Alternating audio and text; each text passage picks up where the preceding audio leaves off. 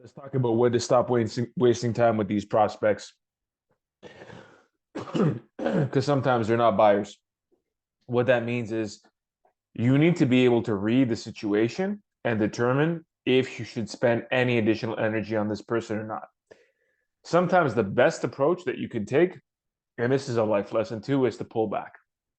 If you notice that the person is resistant, they're not closing the distance, they're not making an effort, they don't really show any interest, take a step back.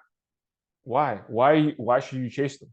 Don't chase them because chasing the person makes them feel like it doesn't make them feel anything, but it doesn't give them the space to be able to come to you. It's almost like if you can imagine physically closing the distance with somebody, which is you need to be able to cross cross them to a certain extent and then hold your hand out. And you have to wait for them to give you their hand before you actually pull them in. It's kind of like dancing, right? This is a dance that you're doing with this person. So the lesson for today, it's going to be a short lesson, is really what you want to do is assess and suss out pretty quickly the person's intentions. You also have to be very careful as to how you lead the call. Because if they start asking you too many questions initially and you can sense their energy that they're demanding that you give them information, you also have to realize, you also have to take a step back and understand that, contrary to what I said in my first video, different types of prospects, is that if they're trying to take their energy and their authority and try to smother you with it, you have to be able to hold a frame because you're the one who's leading the call, right? You're the one who has the offer. They're the buyer, so they want the information from you.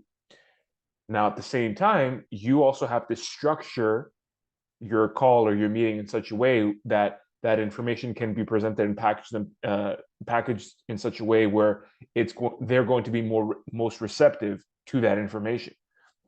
There's a reason why you have specific questions that you ask in a specific order and specific information that you share in a specific order. There's a reason why this structure actually exists. And if they violate that structure too quickly, then what that means is that you can't properly assess if they're a good fit or not. Now, what that means is that you have to be able to distinguish between breaking the flow and being dynamic with the conversation and recognizing when somebody is being demanding and being aggressive, and you could tell that they want to take charge and they want things in their way.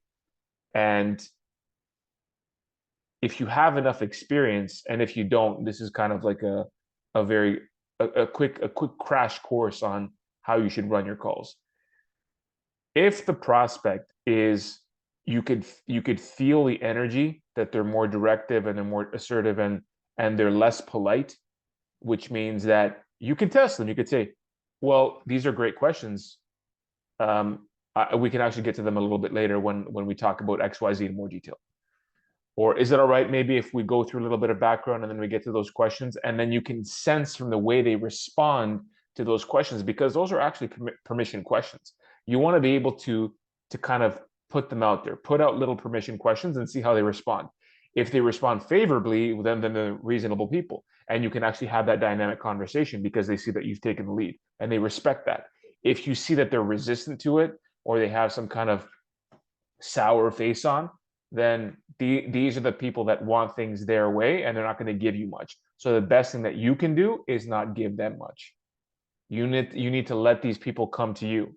So you need to basically spell everything out and frankly not give a fuck if they buy or not, because you can't put your energy into people who act this way, because they're clients of you. They're going to be your clients after all.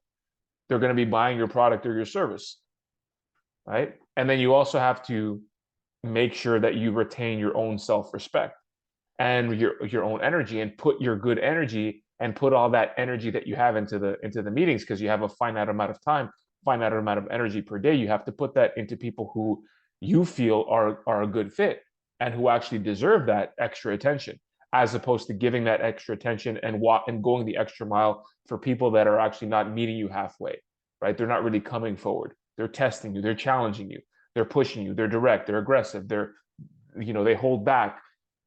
they hold their cards close. Don't try with those people. Do not try.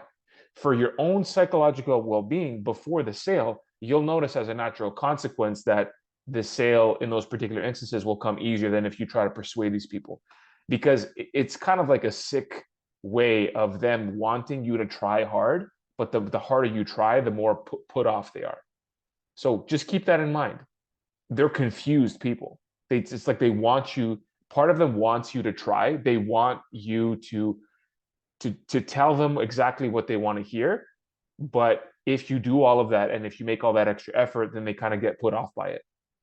So it's a very interesting paradox. It's a very interesting dynamic there. So keep that in mind.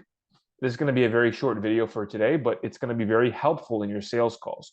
When you notice somebody is exhibiting the behaviors that I mentioned, you pull back, you take a step back, and it doesn't mean that you're an asshole. That's not what that means. And it doesn't also mean that you make zero effort. Still go through your process, but don't put any extra effort into it. And really just that is the moment actually when you have these types of prospects where you can just kind of relax. You could be even more relaxed and breathe even easier, because you could say, okay, you know what, internally you could say, you know what, I could sense this is the type of person. So you can kind of answer their questions. They're like, okay, well, all right, so can what's you ask them the questions, they give you answers, you give them their explanation, the explanation that you would give, or the pitch, if you want to even go there, right? Sometimes you can ask questions and find out, hey, you know what, this is not a good time, or you're not a good fit, or however you want to phrase it. But with these types of scenarios, you need to just chill, and you need to not try so hard, because the harder you try, the more drained you are, the less it is for the sale, and the harder it is for you psychologically, and the more pissed off you're going to be after the actual call itself. So when you notice that somebody's like that, don't don't put in that extra effort, extra energy. Put it into people who actually, I don't want to say earn it or deserve it, but who are actually worth it, and who you can tell potentially would be a good fit, and they can have that conversation with you in such a way where it's going to be a productive conversation, and you feel like they're open and receptive to the information that they're going to give you. So that's going to be the majority of people, but you are going to find that subset of people who are going to behave this way. And just keep that in mind, right? For your own sanity and for the sake of potentially actually making a sale and making a deal, take a step back and just chill.